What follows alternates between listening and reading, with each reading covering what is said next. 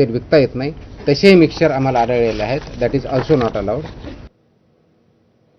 एकीकडे वंदे मातरमचा वाद ताजा असतानाच पुण्यातल्या राहुल गांधींच्या छात्रों की गूंज कार्यक्रमावरूनही आरोप प्रत्यारोपांचे फटाके वाजत आहेत. केवळ विद्यार्थिनींसाठी आयोजित करण्यात आलेल्या कार्यक्रमाबाबत मुख्यमंत्र्यांनी काँग्रेस संचालित कॉलेजमध्येच हा संवाद साधला जाईल असं म्हटल्यानं वादाला तोंड फुटलंय. मुख्यमंत्र्यांच्या वक्तव्यावर काँग्रेसने जोरदार हल्ला चढवला. जंतर मंतरवर झालेल्या आंदोलनानंतर राजकीय वर्तुळात जेन-झीचा भाव वाढलाय. कॉकरोच जनता पार्टीच्या आंदोलनाच्या निमित्ताने या जेन-झीला आपल्याकडे खेचण्यासाठी सगळेच राजकीय पक्ष कामाला लागल्याचं चित्र आहे.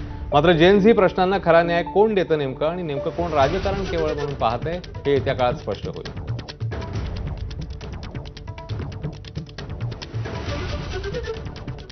तर राहुल गांधींच्या संवादावरनं मुख्यमंत्र्यांनी काँग्रेसवर टीका केली आहे, तर काँग्रेसने मुख्यमंत्र्यांना प्रत्युत्तर दिलंय. मला असं वाटतं की आनंदाची गोष्ट आहे, परंतु त्यांनी सरसकट तरुणाईशी संवाद साधला असता तर आनंद वाटला असता.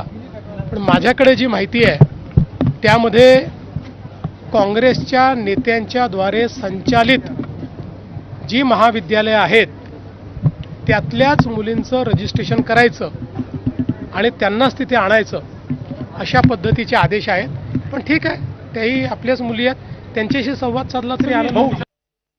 राहुल गांधी 22 तारखेला 5 वाजेपासून या परिसरामध्ये त्यांचा छात्रों की गूंज हा कार्यक्रम संपन्न होणार आहे. एकंदरीत आम्हाला मिळत असणारा प्रतिसाद हा फार आश्चर्यकारक आहे. कारण या कार्यक्रमामध्ये मुख्यमंत्री अज्ञानातून बोलले असतील. अज्ञान समाज निर्माण करणं हे त्यांचं काम आहे. आता त्यांनीच अज्ञानाचं आता पांघरून घेतलंय काय, हाही प्रश्न कुठेतरी आपसूक निर्माण होतो. देशात आम्ही शाळा, महाविद्यालयांनी शाळा खोलल्या, आम्ही शाखा खोलल्या नाहीत ना. त्यामुळे सगळ्या ठिकाणी मुलं येतील ते शाळा आणि महाविद्यालयातून येतील, शाखेतून कसे येतील. मला असं मुख्यमंत्र्यांना सांगायचं आहे की आम्ही इथे केवळ काँग्रेसच्याच संस्थांमधून मुलं येत नाहीत, तर राहुलजींच्या बरोबर या पुणे आणि परिसरातील आणि महाराष्ट्रातील सर्व मुली येण्यासाठी उत्सुक आहेत. तर राहुल गांधी जेन-झीसाठी मैदानात उतरलेले असतानाच केंद्र सरकारने देखील आता मिशन जेन-झी हाती घेतल्याचं पाहायला मिळत आहे. केंद्रीय मंत्र्यांना दररोज एका विद्यापीठाचा दौरा करण्याच्या सूचना केंद्राने दिल्या आहेत. जेन-झी पर्यंत पोहोचण्याच्या उद्देशाने मोदी सरकार दररोज एका केंद्रीय मंत्र्याला एका विद्यापीठात पाठवण्याची योजना आखत आहे. एक दिवस एक विद्यापीठ या उपक्रमांतर्गत ही योजना राबवली जाणार आहे. या माध्यमातून तरुणांशी संवाद साधणं, त्यांच्या समस्यांवर चर्चा करणं आणि देशासमोरील मुद्द्यांबाबत त्यांचे दृष्टिकोन समजून घेणं हा या योजनेमागचा उद्देश आहे. मात्र विरोधकांनी नेहमीप्रमाणे सरकारला लक्ष केलंय. विद्यापीठ आणि मंत्री यांच्यात समन्वय साधण्याची जबाबदारी शिक्षण मंत्री प्रल्हाद जोशी आणि युवा व्यवहार आणि क्रीडा मंत्री मनसुख मांडवीय यांच्यावर सोपवण्यात आली आहे अशी माहिती आहे. इकडे विद्यापीठं देशाचं भविष्य घडवणारी केंद्र असल्याचं मुख्यमंत्री म्हणाले, तर मोदी सरकारच्या उपक्रमावरून विरोधकांनी सडकून टीका केली आहे. आपली जी विद्यापीठं आहेत ही आपलं भविष्य निर्माण करणारी केंद्र आहेत आणि अशा प्रकारचा संवाद झाला तर शासन काय करतं आहे, देशाची दिशा काय आहे, जगाची दिशा काय आहे हे आपल्याला विद्यार्थ्यांपर्यंत पोहोचवता येईल आणि विद्यार्थ्यांचे आशा, आकांक्षा, अपेक्षा आणि स्पंदनं ही त्या ठिकाणी फर्स्ट हँड आपल्या मंत्र्यांना देखील समजतील. एक चांगला उपक्रम.